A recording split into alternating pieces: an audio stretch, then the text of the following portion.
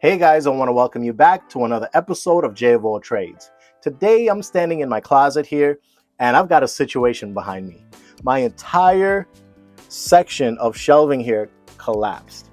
And this all happened at about 2-3 o'clock in the morning, and my wife and I heard a loud bang. We got up thinking maybe someone's in the house or someone fell out of the bed. But when we came out here, we saw all the boxes that were right on the shelf all laid out on the ground here. And so as you can see, these are the points where there were support clips that were attached to this metal framing here, and they completely broke off. So here you can see that there's some shelving behind here, and it's kind of difficult to really reach things in the back there because of this section of wall here. And what we're going to do is we're going to actually see if we can open up this side of the wall here and also this side of the wall so we can build some shelving and we'll be able to access the shelves from the front. So we want to rebuild something much stronger here, and we're going to be using 3/4 inch furniture grade plywood. Now the great thing about also extending our shelving all the way here is we're going to have plenty more space, and it's going to allow us to have really deep shelves. And another thing is we want to put some lighting in those shelving. So I'm going to design a system where I'll be installing some lights that are similar to cabinet lights that we use in kitchens, and we're going to install them right into these shelves. So it'll be a lot easier to see what you're getting and find something that you're looking for. So we're going to get all of this clothes out of here. We're going to remove the old shelving, and then we're going to start prepping everything. We're going to look inside these walls and see if we can remove them, and we'll get this thing going. All right, guys, we just got all those clothes out of here, and you can have a better look at what's going on here. Now, back here, we have a little storage area, and we usually remove that section of clothing here to access the storage area. And it works great, especially when you're going through different seasons and you can pull out your winter clothes and your summer clothes. As you can see, this one is hanging on for dear life here. And this guy it looks like it's about to just drop. So we want to make sure we get everything out of here and create something much stronger that can hold the kind of weight that we need.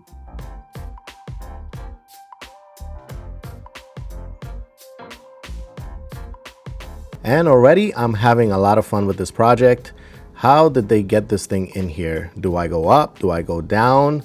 Sometimes you just gotta put it down, leave it alone, and then come back to it later.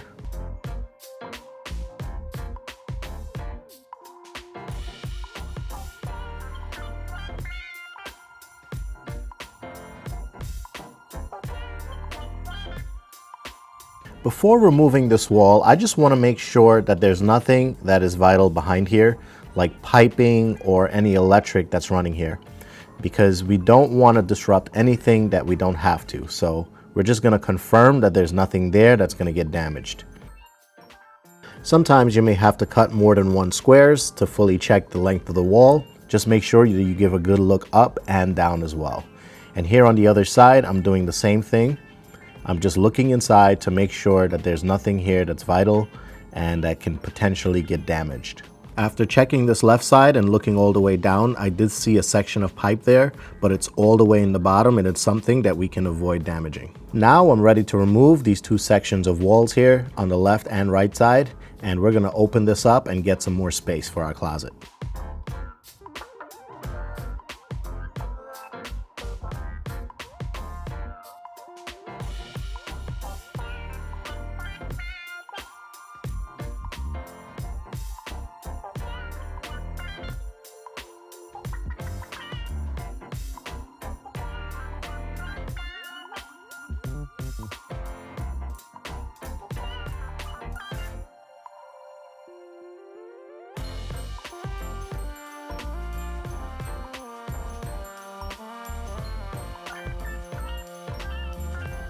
Here you're going to notice that I'm just cutting up to a section because I want to remove this in manageable pieces where it's not going to be too large for me to handle. So here I'm just going to cut this wall in half, and I'll be able to remove this section first, and it'll make it a lot easier for me to move these pieces.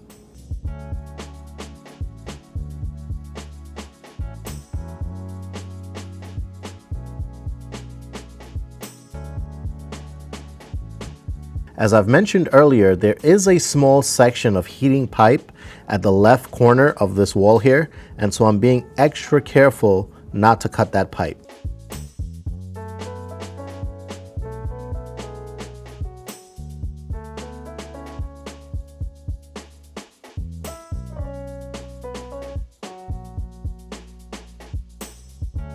I'm going to leave that strip of wood that's attached to the flooring, and I'm going to be using that as a support for the cabinets that I'm going to be building for this closet. And here is that piece of pipe that's passing right here and going through to the next room.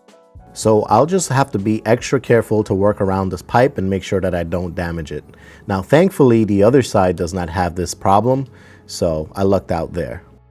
Here, I'm just cutting off the excess sheetrock all the way up to this stud here. And this stud is going to be staying in place, and the cabinet style shelving will go up against this stud. Here I'm using one of my most favorite portable vacuum cleaners, and this is made by Milwaukee. It's the 2-gallon version, and as you can see, this thing does a really good job of dust control. You can see how great it is just managing picking up all this dust all around. This thing just never disappoints me. So I'm gonna include a link in the description so you guys can go out there and check it out if you'd like. I highly recommend getting you one of these type of vacuum cleaners because it really does come in handy. And here on the other side, after removing the wall, you can see that I'm using another portable vacuum cleaner here, and this is by DeWalt. It's the competitor to Milwaukee. And this is another 2-gallon version of a portable vacuum cleaner that I recommend, and I'll include a link for this one as well.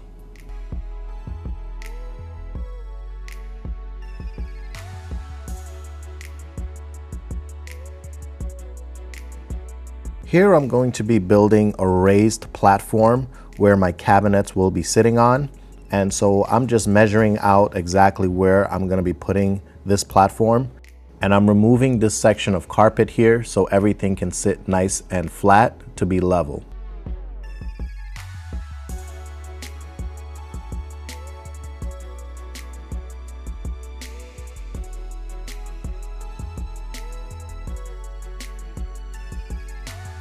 Here is another one of my favorite tools that I like using. It's an oscillating tool, and this is great for plunge cuts.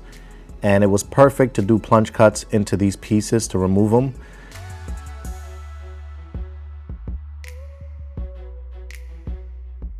To construct this platform, I'll be using some 2x4, and I'll be securing it straight down into the flooring.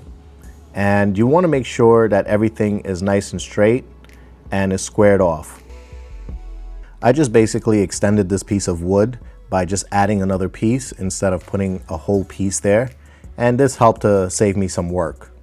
Keep in mind that no one's really going to be seeing this platform. It's just going to be buried underneath everything else. And so the main thing is that this is level. In order for me to continue to raise this platform a little bit higher where I would like it, I'm actually going to be using some 2x4 and placing it upwards and then screwing it into an angle here and securing it into the piece of wood right below it. And this will give me the raised effect that I'm looking for. Once again, I can't stress enough that the pieces of wood that you're installing here needs to be level. So you want to make sure you clear any staples or debris off the ground that will throw the level off.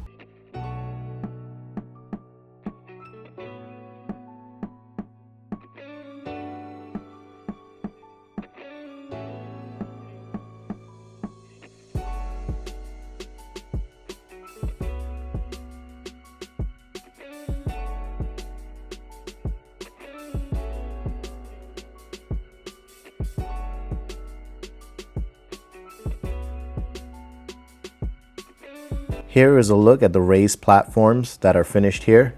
As you can see on the left here, the raised platform was able to help me to clear that piping. So putting a cabinet on that platform will not interfere with the piping. And here's a look at the archway where we cut out those sections of wall, and it's starting to look really open in here, and it looks like we even gained some space by removing those walls. Now it's time to custom build some cabinets. Here I'm using some 3/4 inch furniture grade plywood, and here I use both a circular saw as well as a table saw to rip the pieces for this cabinet. Keep in mind that you want to use blades with high tooth count. Somewhere between 40 to 60 teeth or more is really good, especially for finishing wood, because you want this cut to be smooth and chip free. And of course, when you're using a circular saw, it's very easy to chip the wood, and it also helps to let the blade do its work and try not to force the wood through. When using a table saw, you want to be careful. Take a look at this piece of wood here that I'm cutting. You can see that this could be a projectile by the blade just picking it up and shooting it backwards. This particular saw comes with this piece here, and it attaches right at the back of this plate. And what this does is it's spring-loaded, and it helps to hold down these pieces of wood, and it has little spikes on it to prevent the wood from moving backwards. So here is an example of when you're running the wood through, it holds the wood down, and then if the wood tries to move backwards towards you, it'll hit one of those spikes. This is just one of those safety features that is extremely important. Here I'm cutting some pieces for the shelving that's going to go into the cabinet. And what I really love about table saws is that you can set it to one setting and continuously rip the same size of wood. It makes it really easy to do repetitive cuts.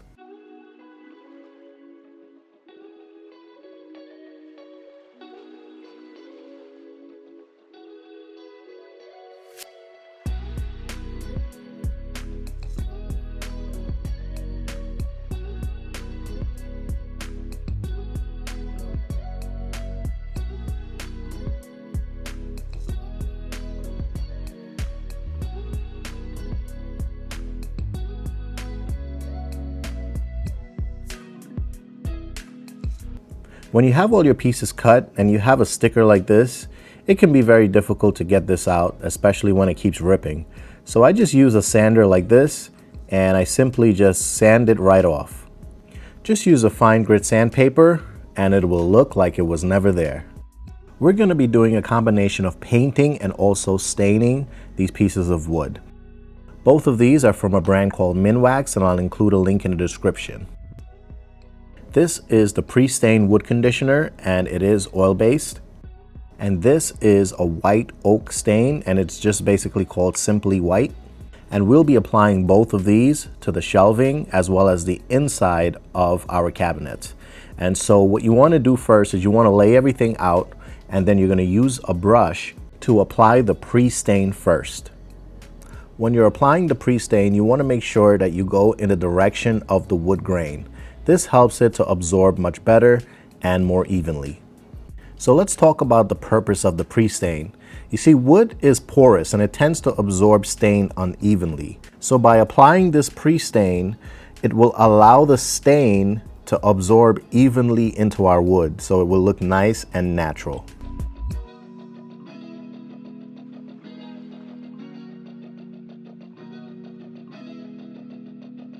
After you've finished applying the pre-stain and letting it sit for about 15 minutes, you can take a cloth and wipe in the direction of the wood grain, and you're gonna wipe all the excess off of these pieces.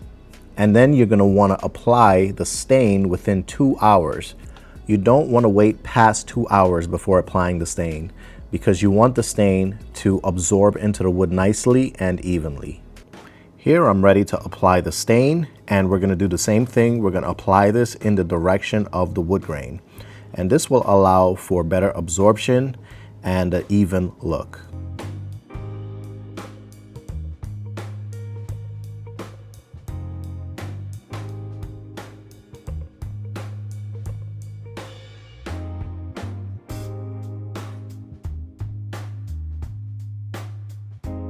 For this particular project, we're going for a white oak look.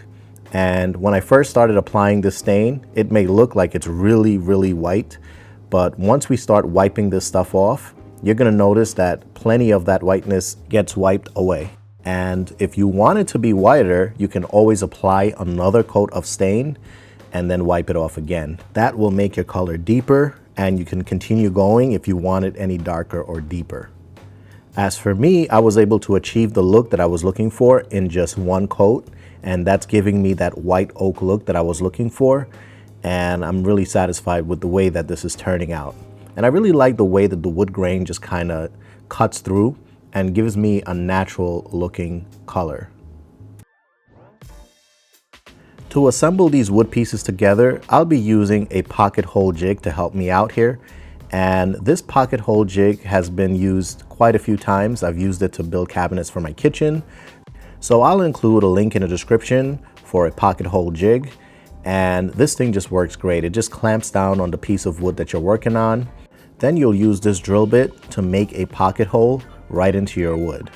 And here on the side, you'll see some sizes here. For this particular pocket hole jig, you can see you can work with 1 1/4 inch all the way down to a 1/2 inch piece of wood. All you've got to do is place your pieces into the pocket hole jig, clamp it down, and drill right into it.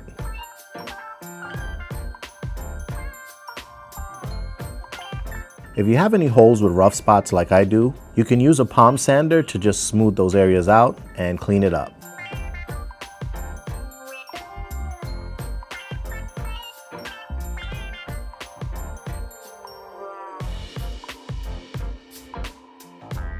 See, this looks a lot cleaner and a lot smoother here. Once I had all my pieces set with the pocket holes, I was ready to assemble my cabinets. Here I'm securing the bottom of the cabinet in place. Once you make sure that everything is aligned, you'll want to secure these pieces together by using a clamp to allow you to put screws right into those pocket holes and secure these pieces together. If you'd like to pick up a clamp that is similar to the one that I'm using here, I'll include a link in the description so you can check it out.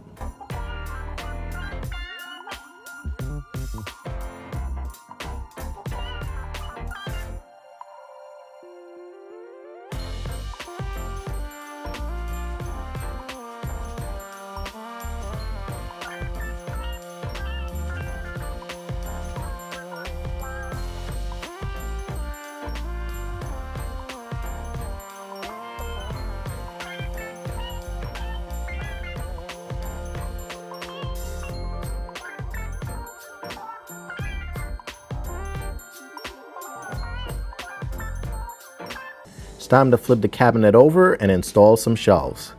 And I'll be bracing the cabinet on the sides with something heavy just to keep it stabilized. Here I've pre-cut 2 spacers for my shelving, and these 2 spacers will be used to basically put up against the side of these walls here. And this will allow me to space out my shelving perfectly. And here you can see the arrows are pointing upwards to show the direction in which I need to put these pieces of wood. And I'll just place them right here in the center, up against this wall, and I'll slide my shelf right on top there and rest it on those 2 pieces of wood. When you're assembling these pieces, you want to be gentle because you've already stained everything, and so you want to avoid damaging the pieces of wood.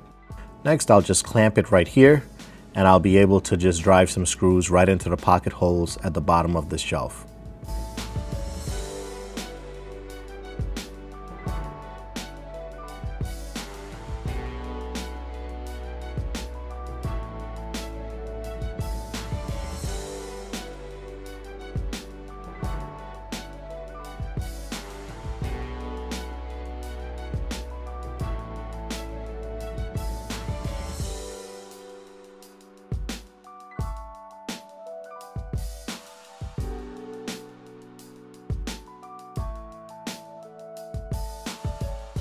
Now that we have our first shelf assembled here, we'll be able to remove this clamp here and take out these spacers, and we'll move them up to the next level. Having these spacers really make the job a lot easier because it's a set it and forget it kind of thing. You just place the spacers in place and you put your shelf right on top of them, and you can just secure everything. And this just makes the workflow a lot easier. Here I'm using my fingers in the front to make sure that that shelf is flush, and then I clamp it in place.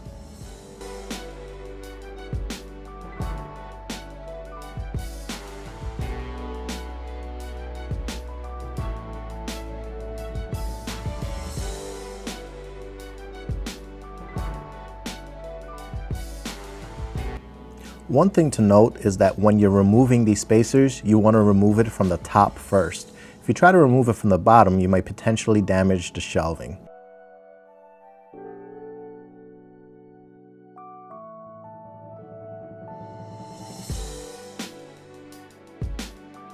Here is a look at the cabinet with all the shelving in place, And now we'll remove the spacers and we'll install the back of the cabinet.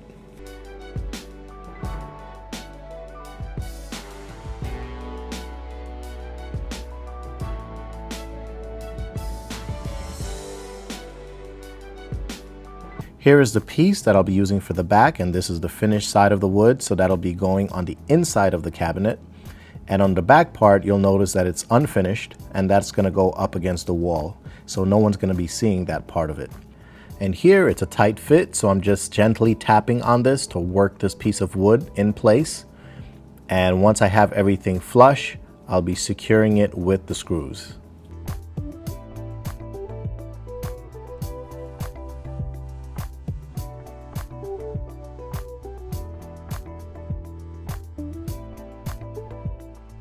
Please keep in mind that there are many ways to build cabinets, and this is just one of the methods. I've built cabinets in different ways in the past, and a particular choice to build a cabinet a certain way usually depends on what it's being used for and the layout of the space that it's going to be in.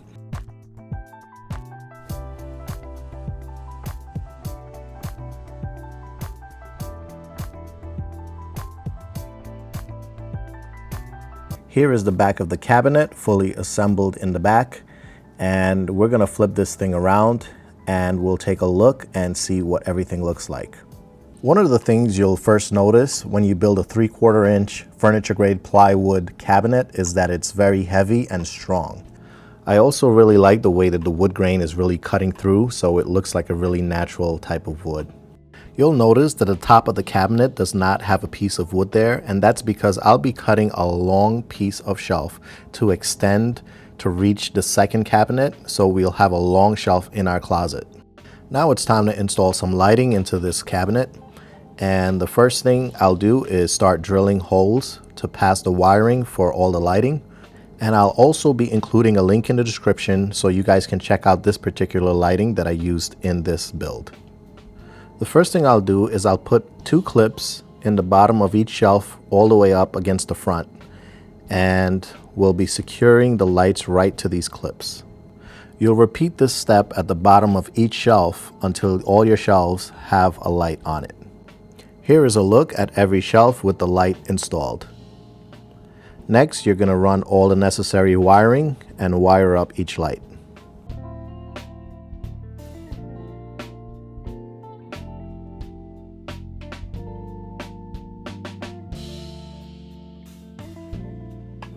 Now that we got everything wired up, we're going to do some wire management here. And here I'll be using these clips to secure this wiring and to make everything look nice and neat. And once it's in place, we just clip it together and you're good to go.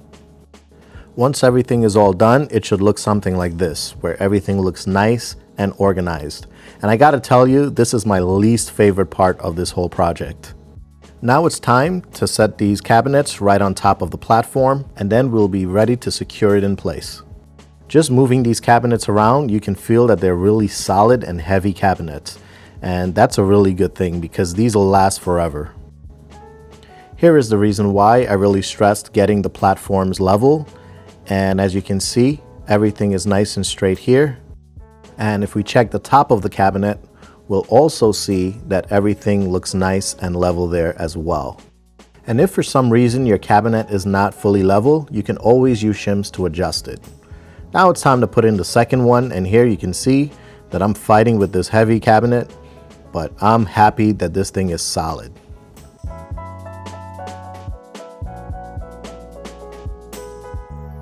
To secure these cabinets to the wood, I'll be using 18 gauge 1.25" brad nails. And this is how they look here. And I'll be using this Ryobi brad nailer, and this is the airstrike version.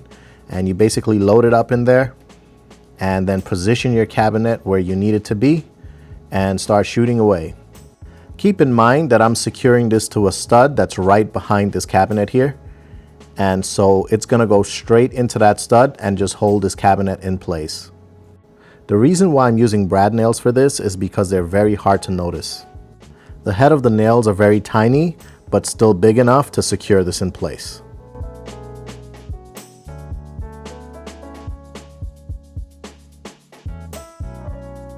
Don't forget to secure the bottom to the platform as well.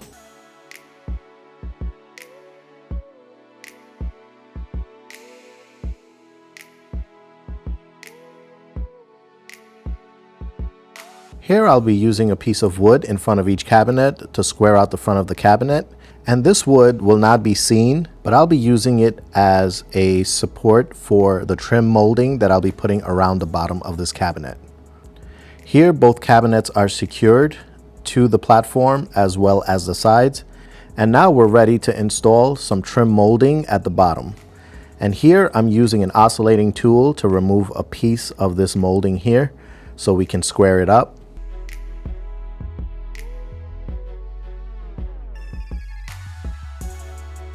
And now I can install the trim molding around the base of this cabinet. There on the right, looking at this trim, you can see that I put a 45-degree angle on that trim. And we're going to be doing the same thing here. I'm going to be putting this up against the back here, making a mark where I need to trim off this excess piece of molding at the back. And once again, this is the oscillating tool that comes in handy every time I'm doing a plunge cut like this. And it just makes it a lot easier to cut something in place rather than having to remove the old molding and trimming it down to size. So this just makes my job a lot easier.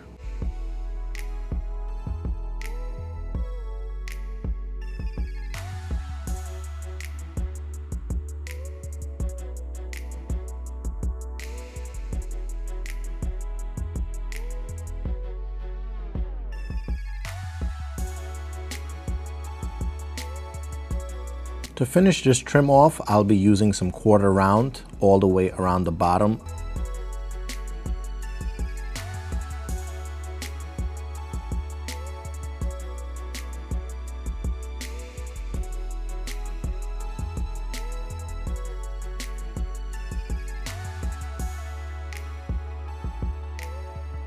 Here is a look at the base of the cabinet after installing the pieces. And now we'll repeat the same thing on the other side.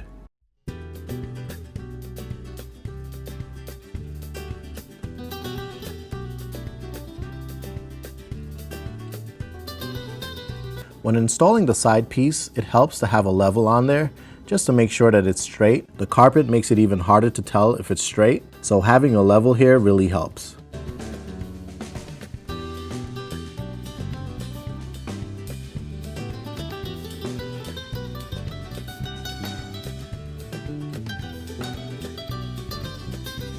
Here I'll be using some double-sided tape to put on this lighting here, and this is going to be going behind the arch. Once I install the long shelf across these two cabinets, it will be hard to get behind here, and so I'm installing this lighting now and saving myself the trouble of trying to get behind here later. I'm also going to be adding some 2x4 in here to support the long trim that will finish the bottom of this arch.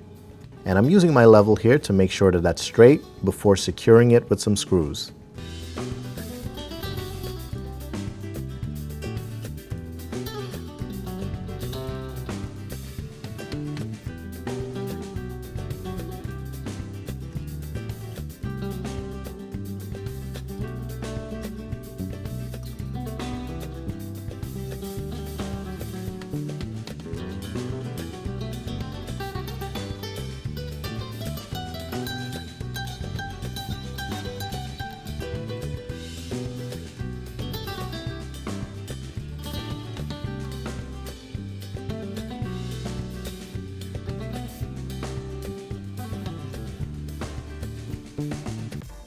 Here, once again, I'm using my fingers to make sure that that sits flush with the arch, and I'm going all the way through and then nailing everything all the way across. Unfortunately, this piece was not long enough, and I couldn't find a piece that was long enough to get straight across, so I had to cut a piece and put that piece in. Here I'm using a trim molding to finish off the front and the back of this archway. This is a really good example of showing how trim really makes a big difference in a situation where you're looking to finish off something. And the arch is beginning to take shape here and starting to look finished. Here I'm ready to install my long shelf that will extend across both cabinets. And this is a 10-foot piece of plywood. And I've got to tell you, you can't find 10-foot piece of plywood everywhere. I even went to Home Depot and Lowe's and couldn't find it. Let me know in the comments if your Home Depot or Lowe's happen to sell 10-foot pieces of plywood. But this I got from a lumber yard, and they specifically sold me this maple piece for $200. And many of you out there might be saying I could have joined 2 pieces of plywood, but I really didn't want to do that. I really wanted the look of just having one straight piece. And so I shelled out the money and I got the piece. So here I'm just taping the edge to make sure that I don't chip anything when I'm cutting it. This is just a little trick to avoid having chipped edges when you're cutting with your circular saw.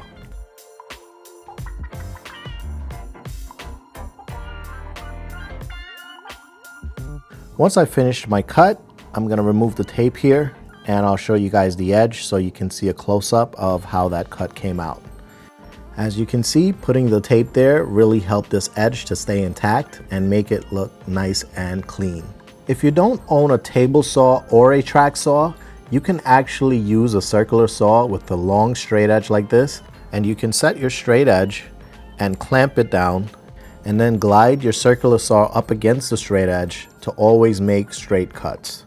Just make sure you measure 10 times and cut once. Here I'm using cabinet paint to paint my shelf, and I'm going to be giving it 2 coats just to give it some added protection, but this is a semi-gloss type of paint that works really well with wood. While the shelf was drying, I also slapped on a nice fresh coat of paint everywhere in this closet, because once the shelf goes on, it'll be very hard to reach these spots. It's amazing what a fresh coat of paint can do in any space. It really can help to transform a space. I also added 2 fresh coats of paint on the side of the cabinets to fully cover the raw plywood on the outside.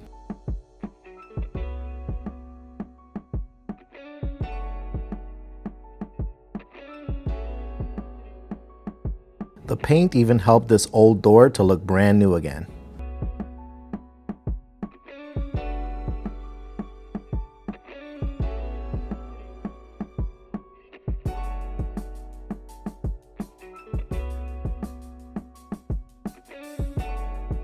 It was finally time to install this long shelf on top of these 2 cabinets, and it was a nice tight fit.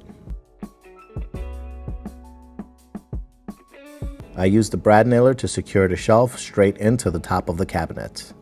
Now that the top shelf is in, we can secure these last 2 pieces of lighting on the bottom of the shelf. We can also install these pieces of trim here now that the shelf is in place as well. Always use another piece of wood to hit up against another piece just to avoid damaging it.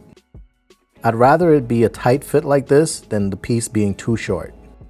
And of course, the brad nailer to secure it as well. Once everything is in place, we're going to be installing this trim all the way around the shelving as well as the cabinets. Here I'm using my fingers at the top edge of the shelving to make sure that it's flush with the top.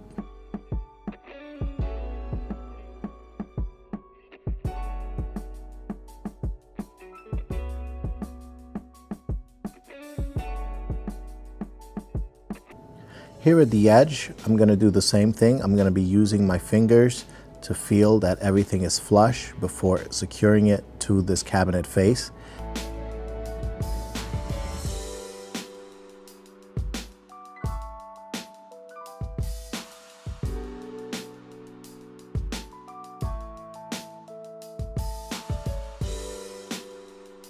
Now I'm extending the lighting into the bottom of this shelf as well.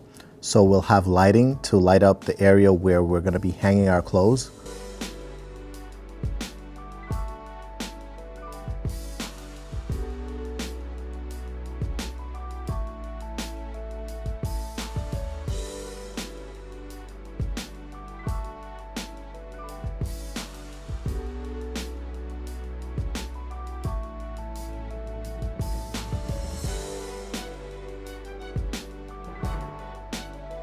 Now it's time to finish up this piece of archway here with this trim.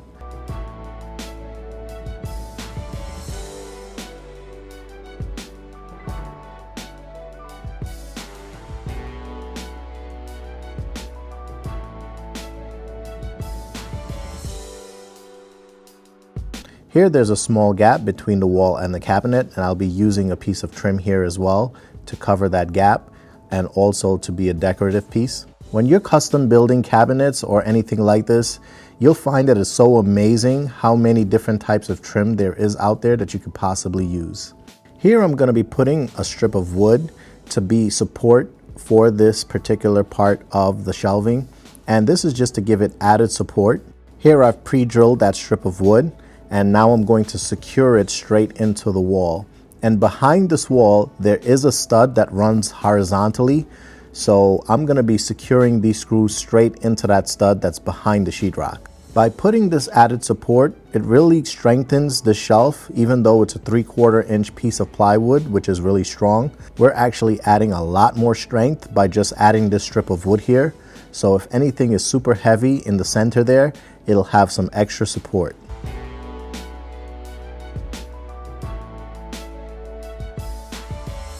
Here we're now going to join the final line to this lighting from this piece all the way up to the top and then into the power source. And of course, wherever there are wires, there's gonna be wire management.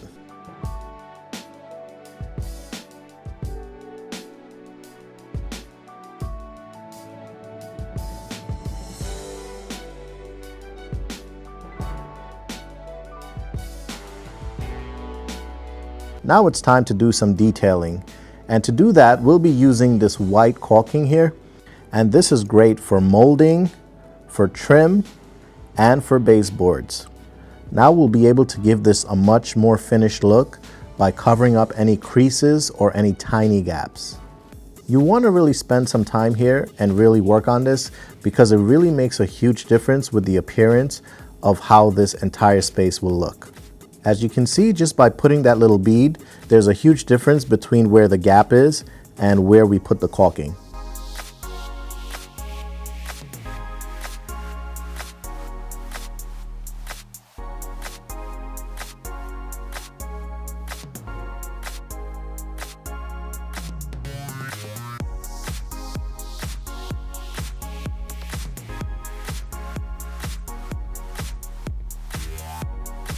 Here's a nice little tool that you can pick up at your local Home Depots or Lowe's, and this helps you to do caulking. On this side it actually removes the caulk, and on this other side it allows you to apply the caulk.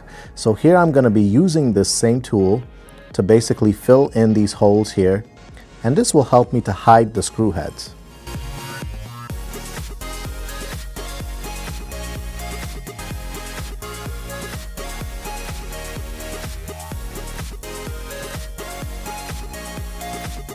Now it's time to install a closet rod, and here I'm just sizing up exactly where would be the best spot to put it, and right there looks like a great spot.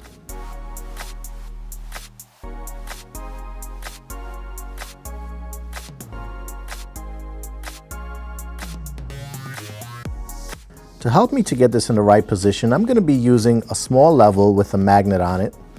Then I'll place the rod into position here, and I'll hold it up against the other end, and once it's level, I'll make a mark and then install the other side. You also have to make sure that you're equal distance from the back wall.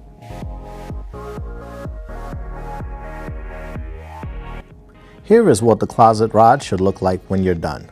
Everything should be nice and straight and level. And right now, this closet is looking like $1,000,000, and I'm really liking the way that it's coming together. Well, it's time to put the finishing touches. I'm the first person to hang my shirt on this rod, and it feels great. And also, our door right here clears the rod, so we'll have zero issues with storing away things for the summer or winter. Now it's time to flip the switch and see everything light up. This closet has completely transformed from this to this. With all the lighting on now, we can really see that white oak look on the wood, as well as the wood grain. And the top is well lit. Here we've maximized our space with much deeper shelves, and we're all set to go.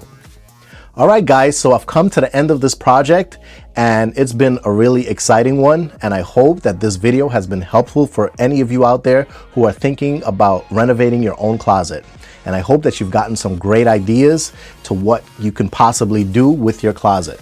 Now I simply have to just slap a coat of paint on this facing to finish off everything here, and I'll be good to go with this section of the closet. Now remember, there's another section of this closet that I want to renovate, so I want you to stay tuned for that particular part of this project, and I hope that you can get some more ideas from that one. And I want to thank each and every one of you for joining me today. Please remember to like and subscribe to my channel so you can continue to get more videos like this one, and I'll see you guys on the next one.